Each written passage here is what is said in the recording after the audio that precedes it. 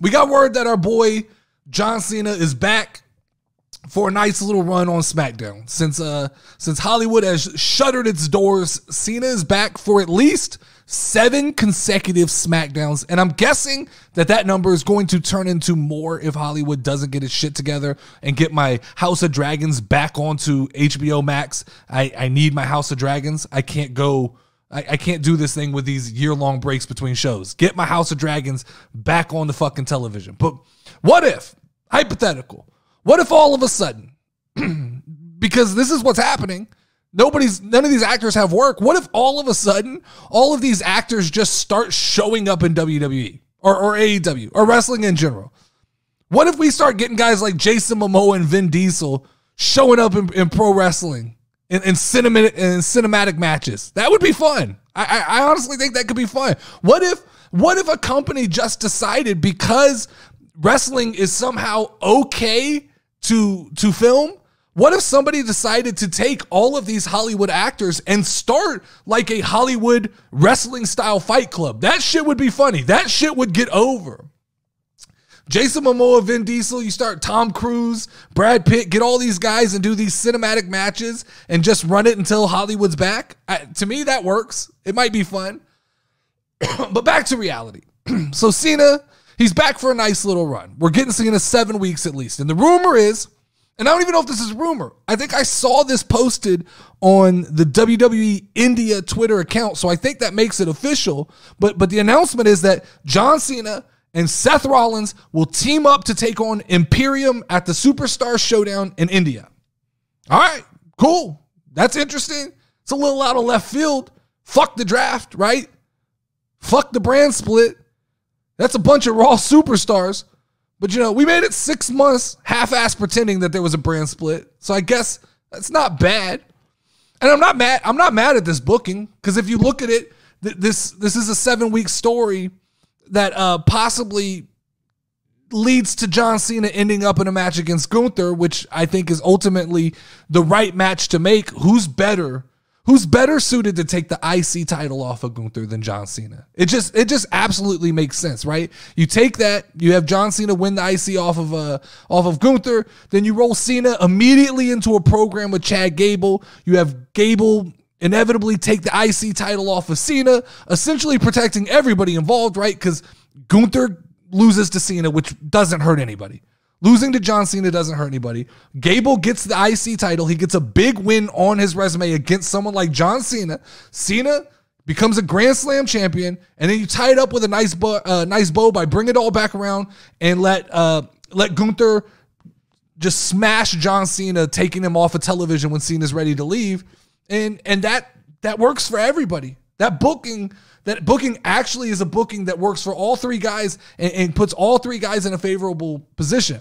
But this is a wild thought. This is kind of fun to think about. 7 weeks is a long time. What if John Cena falls back in love with wrestling? What if there's like an introspective sit down with John Cena where he sits down and he thinks about it and he goes, man, 7 weeks, that was a fun run. What if we do this a little longer? What if 7 weeks turns into 7 months? Like, what if John Cena looks at himself in the mirror and goes, I after this year, I probably can't do this again.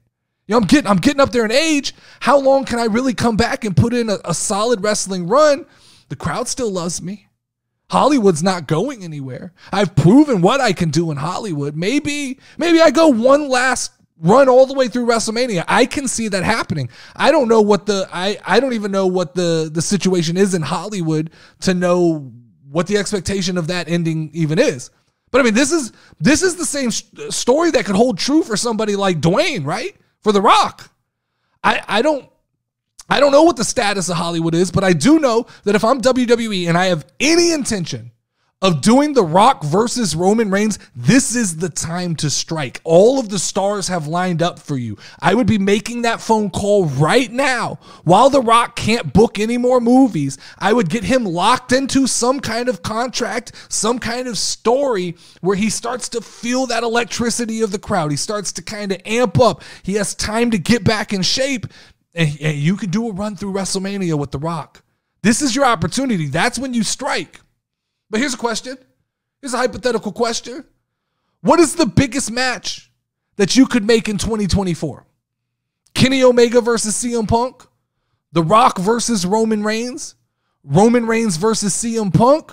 Roman Reigns versus Seth Rollins, which I think is a sneakily underrated possibility for WrestleMania, or Roman Reigns versus Cody Rhodes, which is what everybody believes we're actually headed to. You guys let me know which of those matches would be the biggest match of 2024. But what do you guys, what do guys like Cena and The Rock realistically have in the tank? I guess that's the bigger question, right? Because I think Cena wasn't phenomenal at WrestleMania, but that was a one-off. He wasn't bad. He wasn't terrible. He didn't stink the place up. I didn't think it was a great match, but I don't know if that was due to build. I don't know if that was due to Cena's ring rust. I don't know what it is, but what do these guys have left? What does The Rock have left in the tank? I mean, I know I don't want either of these guys carrying premium live events. I don't think they have that ability anymore. I think The Rock and Roman could give you one. They could give you one, but The Rock's not. I don't know that The Rock's carrying the load 3 or 4 months throughout the year. I know I know these guys can fill in. They can take a load off of Roman. Cena will be able to keep the ratings up on SmackDown while Roman Reigns takes whatever vacation he's on. But 7 weeks, man, that's a good amount of time. That's a good amount of time for Cena to work himself into the Intercontinental picture. It's probably going to be longer. I know you don't do John Cena versus Roman Reigns again. That story's been told. I don't want them doing that. I could see maybe going John Cena versus Solo Sikoa. Give him a little bit of a rub. That might be fun. Cena versus Seth Rollins. I could entertain that if it meant Seth Rollins turning heel and working a story with John Cena. I like that. But who knows? We have Cena on loan for 7 weeks at least. We'll see what Triple H decides to do with him. Step in the ring, if you ready, let's go. Ay, casual wrestling community show. You already know, talking WWE. Keep it rolling and hosted by Notorious Nerdy D. Dope a show that you gon' find. Tune in cause it's online. Hit him with a figure 4 leg lock, power driver or clothesline. We bringing that heat like the show, but you should already know.